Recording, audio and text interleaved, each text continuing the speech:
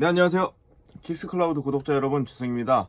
지난번에 1부를 촬영하고 나서 조금 고민이 많았어요. 너무 많은 얘기들을 하게 돼가지고 이게 쉽게 설명을 한다고 최대한 쉽게 설명을 한 건데도 조금 내용이 어려웠던 부분들이 있었습니다. 여러분들의 좀 양해를 부탁드리고 오늘은 이어서 2부 시작하도록 하겠습니다. 오늘 처음 알아볼 거는 지난번에 미국에서 주소를 적어서 구매를 하는 법까지 한번 알아봤는데, 그러면은 구매를 했으면은 배대지에 신청을 하는 법을 좀 알아보려고 그래요. 어떤 식으로 신청을 해야 내가 아무 문제 없이 물건을 배송받을 수 있는지 일단 저와 함께 살펴보도록 하겠습니다. 저는 지금 당장에 주문한 것이 없기 때문에 예전에 주문을 했던 거를 예를 들어서 작성을 한번 해보도록 하겠습니다. 일단 이 화면을 한번 볼게요. 여러분들이 주문을 하시면은 이와 같이 오더 메일을 받을 수가 있어요. 오더 메일이란 무엇인가? 오더 메일은 여러분들이 주문하신 내역을 이메일로 보내줍니다. 그 내역을 말해주고, 이것은 쉬핑 메일이 아니에요. 오더 컨펌 메일은 여러분들이 주문하신 내역만 보여주게 됩니다. 이 화면을 보시면은 나이키 에어맥스 플러스 이렇게 해가지고 9.5 사이즈를 저는 구매를 했었고요. 170달러, 그리고 배송비가 붙지 않았기 때문에 토탈 170달러의 오더 메일을 받게 되었어요. 뭐 이거 같은 경우는 이스트베이니까 이스트베이를 예를 들어서 얘기를 해볼게요. 이 이후에 한 2-3일 정도가 지나면은 얘네들이 쉬핑 메일을 보내주게 돼요. 배송을 했다라는 메일을 보내주게 됩니다. 보통 비즈니스 데이 기준으로 2일에서 3일 정도 지나게 되면은 이렇게 쉬핑 메일이 오게 됩니다. 이 쉬핑 메일이 오게 되면은 여기에 트래킹이라고 적혀 있어요. 보통 미국 같은 경우는 UPS를 가장 많이 쓰고요. 아니면은 페덱스를 쓰기도 해요. 그리고 간혹 가다가 USPS라고 하는 미국의 우체국을 사용하기도 합니다. 근데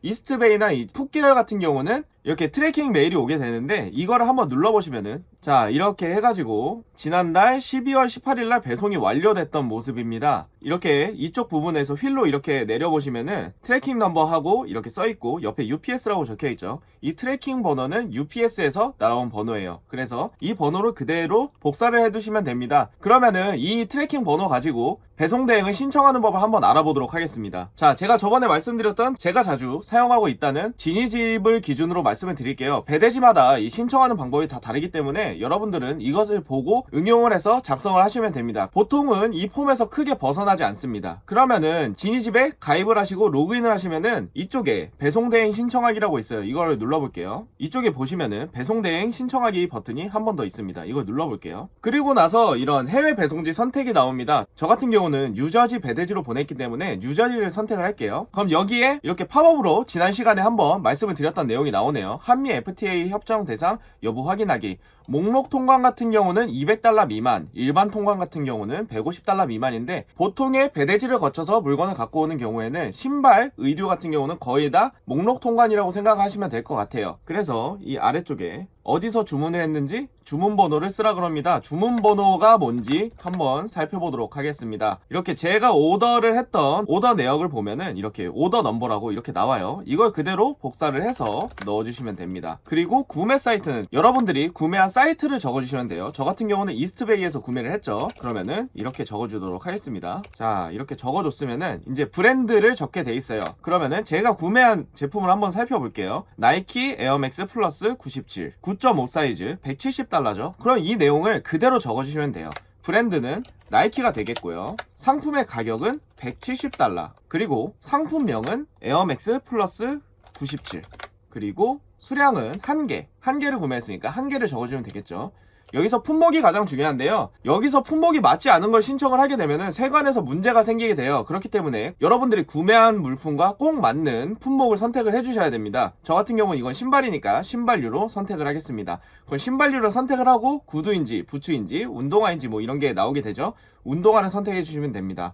색상은 제품 이름 끝에 보시면은 WHBK라고 적혀 있는데요. 블랙 앤 화이트거든요. 이게 블랙 앤 화이트의 줄임말이에요. 그냥 이것을 넣어주시면 됩니다. 그리고 배송사, 아까 말씀드렸죠. UPS였습니다. 뭐 미국 같은 경우는 메뉴가 나오기 때문에 UPS를 선택하시고 아까 쉬핑 메일에 있었던 트래킹 번호를 그대로 복사를 해서 집어 넣어주시면 됩니다. 자, 이렇게 넣어주시고요. 사이즈는 9.5 혹은 275라고 적어주셔도 되는데 US 사이즈 기준으로 적어주시면 될 것 같아요. 저 같은 경우에는 9.5로 해놓고 넘어가도록 하겠습니다.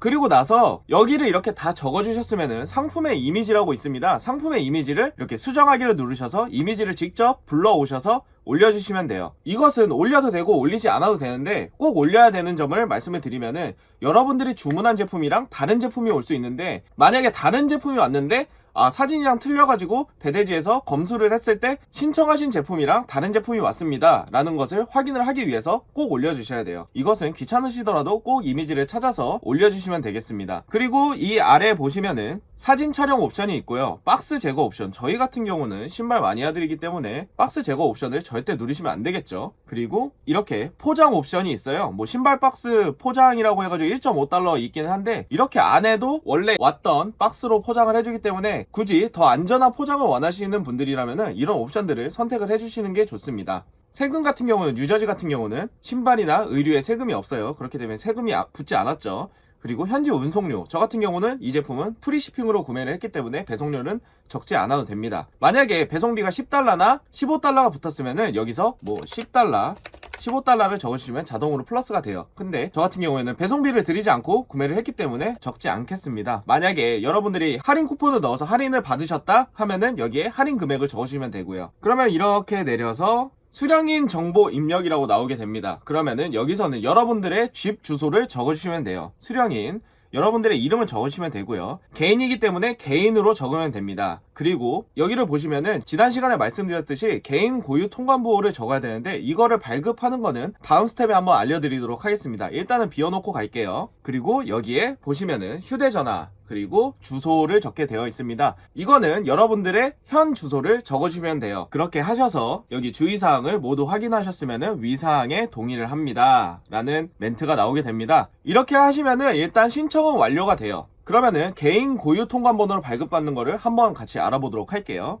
네이버에 가셔서 개인 통관 고유 부호를 치시면요, 관세청 개인 통관 고유 부호라고 나오게 됩니다. 이것을 클릭하셔서 들어가시면요, 이렇게 휴대폰 인증이나 공인인증서 인증이라고 해가지고 인증을 받을 수가 있어요. 이게 필요한 이유는 뭐냐, 여러분들이 해외에서 물건을 갖고 오실 때 주민등록번호 정도로 보시면 될 것 같습니다. 과거에는 목록 통관을 할 때 개인 통관 부호가 필요가 없었어요. 근데 법이 개정이 돼가지고 해외에 있는 물건을 수입할 때는 무조건 개인 통관 고유 부호를 적게 돼 있습니다. 이걸 적으셔야 여러분들이 주문을 하신 제품이 국내로 들어왔을 때 통관이 되게 돼요. 지금 같은 경우는 혼용기간이기 때문에 적어도 되고 안 적어도 되는 걸로 알고 있는데, 일단 법이 발효가 됐고 앞으로는 꼭 필요한 거기 때문에 지금 발급을 받아 놓으시면 편리할 것 같습니다. 이렇게 휴대폰 인증이나 공인인증서 인증을 통해서 등록을 하시고 발급을 받으시면 돼요. 이렇게 신규 발급을 받을 건지 조회나 재발급을 받을 건지 이런 것들이 옵션이 나오게 되고요. 누르시게 되면은 휴대폰 인증을 한 번 더 받게 되고요. 그렇게 되면은 개인 통관 고유 부호가 쉽게 발급이 되게 됩니다. 그렇게 하면은 국내에 들어오기 위한 모든 절차가 완료가 되었는데요. 그럼 여기서 배송비를 결제하고 국내로 가지고 오게 될 때 주의할 점에 대해서 좀 살펴보도록 할게요. 자, 오늘도 메모장이 이렇게 준비가 됐습니다. 제가 미국에서 목록 통관 기준으로 구매한 제품에 대해서 조금 말씀을 드릴게요. 미국에서 에어맥스를 170달러에 구매를 했어요. 그럼 국내에 들어올 때 200달러 미만은 무관세라고 제가 말씀을 드렸을 거예요. 목록 통관 기준으로. 근데 여러분들이 조심해야 될 것은, 그리고 또 같은 날에 130달러짜리 신발을 구매를 했어요. 그러면은 이 두 개는 한 번에 출고를 하시면 안 됩니다. 왜냐? 우리나라에 들어올 때 200달러가 넘게 되면은 그게 한 제품이건 두 제품이건 세 제품이건 그거는 전혀 상관이 없어요. 입항일 기준으로 200달러가 넘지 않아야지 관세를 지불하지 않습니다. 이것을 합산과세라고 하는데요. 합산과세에서 조심하시려면은 일단 물건을 하나하나씩 국내에 들여오시는 게 좋습니다. 그러니까 이 두 개의 제품을 한 번에 국내에 들여오게 되면은 관세를 내게 되시는 거예요. 300달러가 되죠. 만약에 위의 제품은 1월 30일에 한국에 도착한 것을 확인을 했어요. 130달러짜리 신발은 1월 30일에 들어오면 안 되는 거예요. 그러니까 들어오는 날만 다르면은 전혀 상관은 없습니다. 그래서 관세를 지불하지 않으실 수 있습니다. 가장 속 쉬운 방법은 이런 거예요. 뭐 여러 가지로 뭐 관세청에 들어가서 뭐 일일이 입항일을 확인을 하고 배송을 보내는 방법이 있지만요. 보통 배대지에서 신발을 구매하게 되면은 국내에 도착했습니다. 통관 중에 있습니다. 이런 것들을 전부 다 문자로 보내주게 돼요. 이 지니집 같은 사이트도 마찬가지로 문자로 보내주게 되는데요. 그렇게 되고 나서 배대지에서 다음 제품을 출고를 하시는 게 좋습니다. 뭐 쉽게 얘기하면 한 2-3일 정도 텀을 주고 보내도 되는데요. 이것도 안전하지 않은 게, 오프로드라고 해가지고 비행기가 만약에 연착이 되거나 지연이 되게 되면은 다른 날에 출고를 했는데도 불구하고 같은 날에 들어오는 경우가 있어요. 이런 경우에도 여러분들은 합산과세를 내게 됩니다. 그거 너무 아깝잖아요. 원래 안 내도 되는 건데 내게 되면은 여러분들도 아쉽게 되니까 그냥 천천히 국내로 들어오시는 알아보시는 게 가장 좋은 방법입니다. 그러면은 정리해서 말씀을 드리면은 이 170달러짜리 신발이 1월 30일에 국내에 입항이 됐다 하면은 130달러짜리 다른 신발은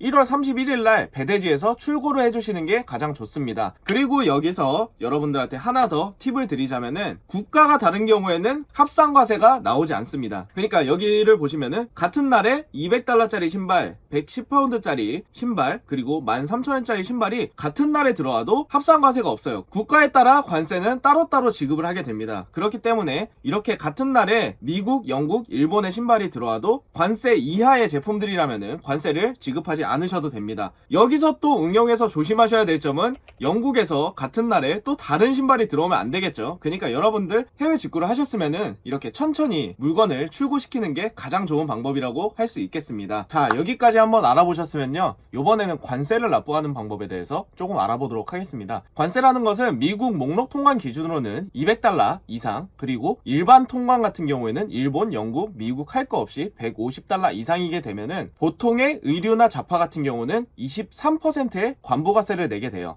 뭐 전자기기 같은 경우에는 10%의 부가세만 내면 된다고 하니까 전자기기를 직구를 하실 때는 조금 더 알아보시고 구매를 하시는 게 좋을 것 같습니다. 그러면은 우리가 200달러 미만의 것들만 사면 좋겠지만 뭐 슈프림도 그렇고 뭐 나이키도 그렇고 뭐 200달러 이상 제품들도 많죠. 그 제품 같은 경우에는 관세를 지급하셔야지 국내에 정식적으로 수입이 되게 됩니다. 그러면 관세를 납부하는 방법에 대해서 한번 알아보도록 하겠습니다.